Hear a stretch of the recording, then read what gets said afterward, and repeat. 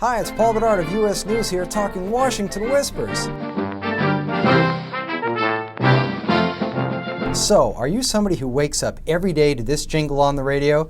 Imus in the morning. Well, starting October 5th, you'll be able to watch the popular radio show on cable TV every morning from 6 to 9 on the newish Fox Business Network.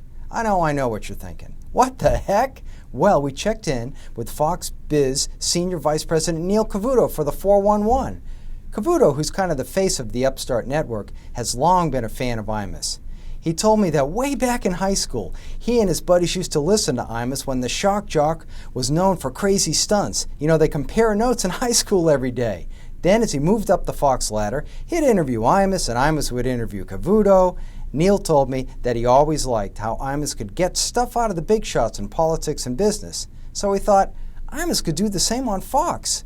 In week 1, for example, Imus has former New York Stock Exchange boss Dick Grasso on, and I suspect they'll get into a tussle over executive pay and Wall Street bailouts, all grist for a business channel. Imus also usually nabs important Washington lawmakers, and those interviews will make news. So for Cavuto, the twinning isn't as odd as it looks on paper. You know, the arrangement has something for everybody. For Imus, it marks his return to big cable. He was relegated to RFD-TV after MSNBC dumped him for his nasty comments about the Rutgers women basketball team. For Fox, it brings hype and attention to the cable network, and that might be just what it takes to rocket the network into competition with CNBC and MSNBC. As Cavuto explained it to me, people tell Fox that the more they see the network, the more they like it. It's just getting there in the first place that's a problem. And with Imus, Cavuto might have found the secret.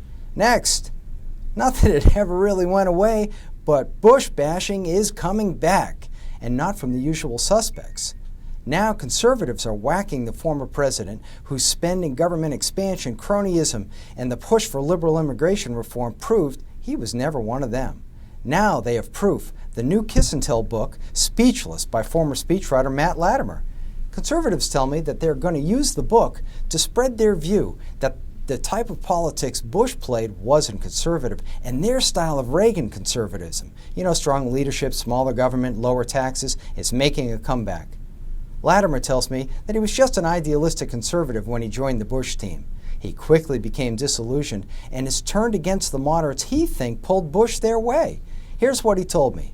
Well, my book seems to have resonated with a number of prominent conservatives for the very reason. Many conservatives are telling me they didn't think Bush was a true conservative as it first appeared.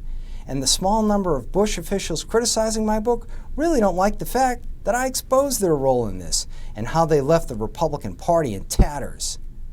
It's finally time for conservatives to appreciate those things the administration did well while acknowledging disappointments so that conservatives can move forward to 2012 on principles they hope to champion. My book gives them the chance to do this. Oh, and you know why his book matters is because it's the first written by a conservative who looked at Bush from the inside with his conservative eyes.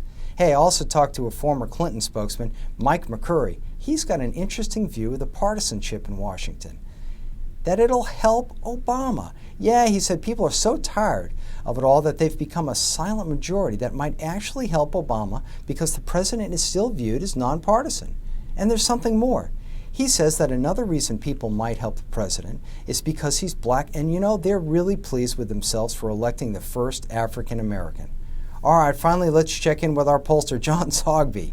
In this week's report card, he gives Obama a B-. That's up from a C. He says the president is back above 50% in the approval ratings for the first time since spring and has done a better job on health care.